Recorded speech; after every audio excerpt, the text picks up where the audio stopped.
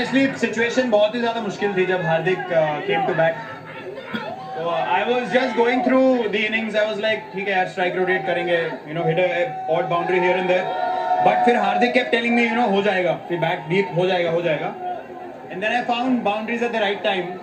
But still 50 of 3 with Haris Rauf to bowl one over, I was thinking it's gonna be challenging, but I told Hardik one thing कि अगर Haris rough को attack किया तो वो लोग panic कर जाएंगे। जी हाँ, कल भारत की पाकिस्तान पर T20 विश्व कप में धमाकेदार जीत के बाद विराट कोहली ने कुछ इसी प्रकार सवालों के जवाब दिए हैं। उनसे क्या क्या सवाल किए गए और उन्होंने क्या क्या जवाब दिए, देखने के लिए वीडियो पूरा देखें, लेकिन आपसे रिक्वेस्ट है चैनल को सब्सक्राइब करना नहीं भूलें। विराट कोहली से जब पूछा गया कि ये आपने करिश्मा कैसा कर दिया, किस प्रकार से कर दिया, तो विराट कोहली ने जवाब दिया, मुझे एक्चुअली समझ नहीं आ रहा है कि मैं इसको एक्सप्लेन कैसे करूं। थोड़ा प्रैक्टिकल चीज़ों के बारे में अगर बात कर लूं तो ऑनेस्टली सिचुएशन बहुत ही ज़्यादा मुश्किल थी जब हार्दिक केम टू बैट। तो I was just going through the innings, I was like ठीक है यार स्ट्राइक रोटेट करेंगे, hit a odd boundary here and there,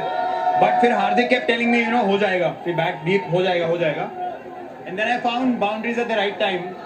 but still 50 of 3 with Haris Rauf to bowl one over, I was thinking it's gonna be challenging, but I told Hardik one thing कि अगर Haris rough को attack किया तो वो लोग panic कर जाएंगे।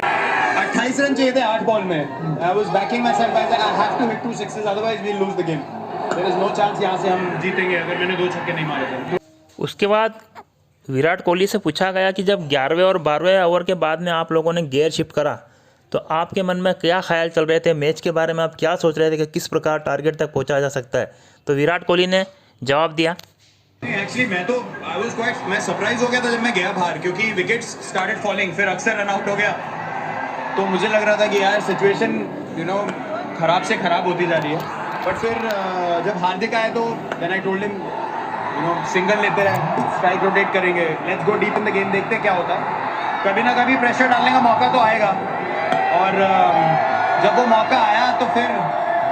शाहीन, मुझे ऐसा लग रहा था कि 100% शायद नहीं थे,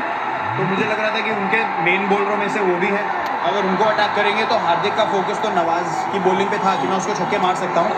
एंड वी न्यू कि वो लास्ट ओवर ही डलवाएंगे, उससे पहले गेम खत्म करने देंगे। उसके बाद विराट कोहली से पूछा गया कि जब मैच जीतने के बाद आप इतने भावुक क्यों हो गए, क्या कारण था, क्योंकि इसके पहले भी आप कई मैच जीता चुके हैं, तो विराट कोहली ने जवाब दिया, मैं ये बोल रहा हूँ कि ये सब जो हुआ है मुझे समझ ही नहीं आया कि हुआ क्या है, क्योंकि जब आपको 15-16 रन की रन रेट चाहिए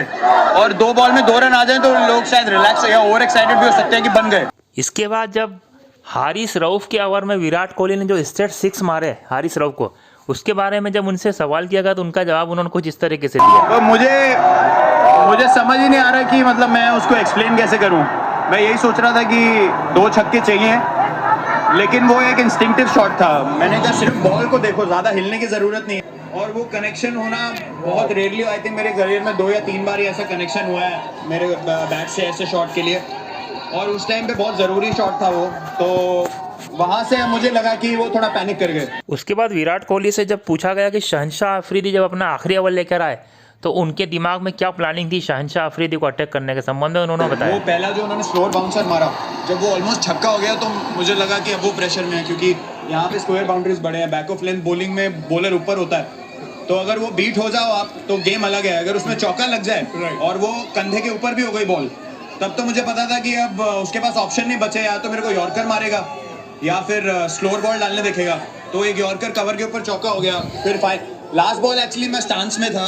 और मैं देख रहा था उसको, वो रन अप पे रेडी था, तो हार्दिक मुझे इधर से बोल रहा है कि वो डालेगा छोटा, तो I just glanced at him once और फिर मैं रेडी हो गया, मतलब ऑब्वियस नहीं होने दिया हमने, उसने भी थोड़ा मेरे को इशारा किया कि शायद पीछे डालेगा, तो मैं रेडी था फाइन लेग के ऊपर मारने के लिए। कल की इनिंग्स के बारे में जब विराट कोहली से पूछा गया कि क्या ये आपके जीवन की बेहतरीन इनिंग्स है, आप कह सकते हैं कि है, मैं मोहाली को रेट करता था सबसे बेटर, बट ये मैच का मैग्नीट्यूड अलग था और टूर्नामेंट का स्टार्ट है। विराट से जब पूछा गया कि जब भी पाकिस्तान के साथ मैच होता है तो वो विशेष प्रदर्शन करते हैं, तो ऐसा क्या है आपके मन में कि आप हमेशा पाकिस्तान के खिलाफ बेस्ट परफॉर्मेंस हमेशा करते रहें, तो उनका जवाब था, नहीं यार, मैं एक्चुअली बहुत अपने आप को खुशनसीब मानता हूँ कि हमें ऐसे मैचेस खेलने को मिलता है, आप 90,000 लोगों के आगे खेल रहे हैं, पाकिस्तान के अगेंस्ट मैच है, पूरा दुनिया देख रही है, इंडिया तो देख ही रही है। और आप स्पोर्ट इसीलिए खेलते हैं कि मुझे बड़े मैचों में खेलना पसंद है कि आप जब 14-15 साल से खेल रहे हैं तो आपको लगता है कि यार और इससे बेटर चैलेंज क्या हो सकता है। थोड़े टाइम के बाद आप चैलेंजेस ढूंढते हैं, फिर वो जो थोड़े से इररिलेवेंट मैचेस होते हैं वहाँ पे इतनी इंटेंसिटी नहीं आती, बट ये ऐसे मैचेस के लिए आप खेलते हो और ये सब ऊपर वाले का ही किया करा है। वही मैच जीतने के बाद विराट कोहली ने भारतवासियों को दीपावली की शुभकामनाएं भी दी हैं। खुशी से दिवाली बनाएंगे, सबको बहुत हैप्पी दिवाली। आई होप कि ये जो आज इमोशन फील कर रहे हैं वो कल में भी कैरी हो और आपकी दिवाली और भी शुभ हो और भी खुश हो। और हम सबकी तरफ से, मेरी तरफ से, इंडियन टीम की तरफ से सबको बहुत शुभ दिवाली।